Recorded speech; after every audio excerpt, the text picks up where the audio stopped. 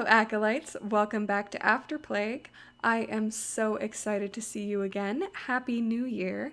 And I apologize for the late start to this year. I got sick literally on January 1st, so I sincerely apologize about that, but I'm very, very excited to get into the new year and into our first illustration of this new year. So, as usual, I was feeling like drawing something sort of morbid, sort of macabre. I don't know why that's my go-to, it's just something I really enjoy. So I decided to draw this deer that sort of was half decayed, but still alive. I think that that's very interesting. The idea of zombies, it's been overplayed in the media these days, but zombies themselves are quite fascinating. The idea of living dead is cross-cultural. It's very interesting to me, and I'm especially interested in the juxtaposition between the beauty of these things that were once alive and the elements that make us want to look away, the decomposition elements. So that's what I wanted to focus on in this illustration, because I do think that there are parts that are quite beautiful, like the deer's body, its beautiful antlers, and even in some ways the bones themselves are quite beautiful. And I added in these like mushrooms and the other foliage because it sort of brings it back to the idea that like this is a part of nature. It's all a part of nature. And I also really enjoyed the almost regalness that they gave the deer. The vines around its neck look almost like a garland, and the mushrooms on its head look almost like a crown, and I really enjoyed those aspects of the design, and I hope they came across as well in the final product. I am continuing to want to understand gradient maps. I don't know how useful they are to my own artwork, but I really like the idea that it forces me to think a little bit more about my values. And I think that the values in this piece are quite interesting because even though there is quite a lot of contrast in the actual black and white, there's not a ton in some areas, but at least the contrast between the bone and the body and even the vines in the body, there's definitely some contrast there. In the final illustration, I feel like it's relatively low contrast, so I'm still not entirely sure if I nailed exactly what I wanted out of gradient maps. I do like this palette though. I think it's one of the ones that Procreate comes with, called Noir. I find it very, very interesting, and I like this red. At times I considered going lighter because it does still feel a little bit dark for bones. Like the bones should definitely be lighter than this. But in the end, once I added all the shading and stuff, I feel like this red was a good choice overall. Essentially, I used the gradient map to decide on the placement of my base colors, and then I went in and painted over top with whatever colors I chose. I think that overall, the lower contrast actually brings a certain vibe to the illustration. It gives it almost, I don't want to say a storybook feeling, but it does kind of seem like that. And I do like that the colors, none of them are very naturalistic. It's very, not quite saturated, but they are vibrant, you know? You don't have browns or anything for the deer's body, which I might have considered if I was doing this on my own. Instead, you have this really rich, dark blue, and instead of green for the vines, you have this almost pinky orange, and I do really enjoy that part of the illustration. I like these mushrooms. These are Amanita mushrooms. I've drawn a lot of fungi. In addition to the mushrooms actually growing out of the deer, there are also two other forms of fungi on the body. There's the sort of like rounded fungi that looks almost like a sore or a wound. And then there is this crinkly, more lichen-esque fungi as well. A lot of my time did go into sort of making this look painterly, adding in the details, and I really wanted to make sure I stayed within the color palette that was essentially given to me by the gradient map. So pretty much every color is color picked from somewhere on the illustration. And then every color is used at a lower opacity or on a multiply layer or some other layer style to add to the idea of this overall cohesive color palette, but giving me a little bit more range to work with. I used a couple different brushes to do the texturing and the painting. I picked up the slate brush in Procreate, which I've really been enjoying using recently. It has a lot of texture and it allows for a lot of pressure control, going from very thick lines to very thin ones as well. I'm sorry if you can hear my voice cracking or breaking. I am still trying to get over that cold, but we'll get there. I did a combination of more painterly shading techniques with more blending, as well as more cell shaded areas like the tops of the mushrooms. I think that this gives the illustration quite a surreal quality. It makes areas like the fur look very soft and fluffy and dimensional, but it gives a sense of a very stark light. And what I do at the end for our sort of background adds to that, like, this is cast in a specific light feeling, if you know what I'm trying to say. Hopefully you'll understand a little bit more later on. One of my favorite parts of these mushrooms is actually these like little tips. In my head I call them like chocolate chips or like dollops because they look like they look like little chocolate chips on top of the mushrooms. I feel like they add such a wonderful texture, and I like that they sort of concentrate the eye around the caps of the mushrooms. It gives them almost like a glittery or a sparkly appearance, which I find really interesting.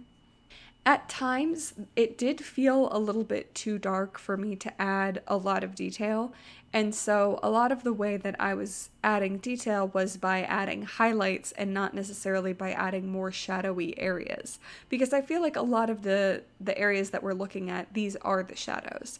I did do some slightly darker areas on the deer's fur, hair? I don't know what deers have. Do they have fur or hair? Either way, I did add a little bit of that for the shading, but it was a little bit of an undertone in comparison to how bright I went with the highlights. And I didn't want to overdo it and make him look too chunky and illustrative. I still wanted to give the idea of this like really soft hair, especially on his chest where deer have that sort of mane, I suppose it is, but they have this like really fluffy triangular texture down their chest that I made sure I wanted to achieve using these shades and highlights. I've been really interested in making my artwork look busier recently, both by utilizing more textured brushes, but also by adding more detailed elements, and I really like how these branches and vines turned out. I think that they were a good addition to this piece. They were sort of almost a last minute addition. You know, I wasn't initially thinking of them as part of this illustration, but I do like them, and I feel like it brings this orange across the blue.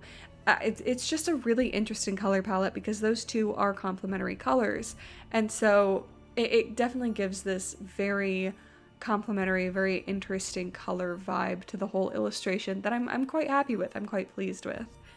It does still feel surreal because of how saturated and red the bones are, but it's not quite as like out of left field when you consider the illustration as a whole.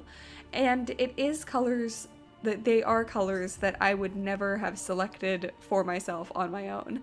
And in that way, I suppose I am grateful for the gradient map because it did give me this different idea of what this final illustration might look like. Like, this is not what was in my head when I started this illustration, but utilizing those gradient maps allowed me to sort of step outside of that comfort zone. So for that, I'm pretty glad. I think if I were to draw this illustration again, I might give him one more section of exposed bone, maybe a leg or a hip bone or something like that, just because I would like to bring that bright color a little bit further down into the illustration. I do think it matters a little bit less with the final illustration because of how bright certain leafy elements are. It definitely brings that lightness down. But I would maybe have one more area of exposed bone. I really like the texture of these vines and the leaves on the vines. It was sort of just this idea of like going with the flow.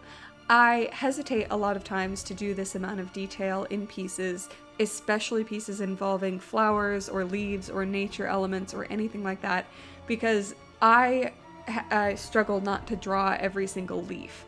So I was just sort of trying to create the illusion of this shape and then go in and add a little bit of defining features later on. And I think that turned out really nicely. And so I'm hoping to do that moving forward, where I'm trying to pull away from the minutia of flora specifically, because I have a lot of ideas that involve nature and flowers and leaves and that kind of thing. I just really hate illustrating them. I also added in these cracks in the same sort of orangey color on some areas of the deer. I feel like this brings the idea forward that like this mold is coming from within as well. And I also added a lot of like almost floating particulate, maybe they're spores or pollen from the fungi or the leaves, and I really like how those turned out. I think they're well distributed. They bring a level of details to some areas that were maybe lacking it a little bit. I really, really do love how these vines turned out. I think they turned out really good.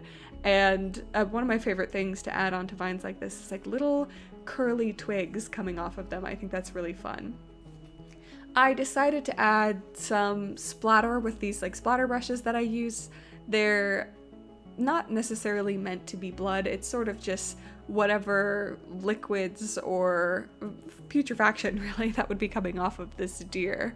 And then the final thing I decided to add for our background, because he felt a little plain, I decided to do this like red background with the silhouette of these trees, these dark black trees. And I feel like it's bright enough that he stands out. It doesn't really conflict too much with his other elements. So I'm very pleased with how that turned out. And with these like very skinny, scraggly looking trees, it adds to the idea that this is sort of a decayed creature. I did add these like little sparkles coming off of the mushrooms just because I thought it would look like spores and that would be pretty cute.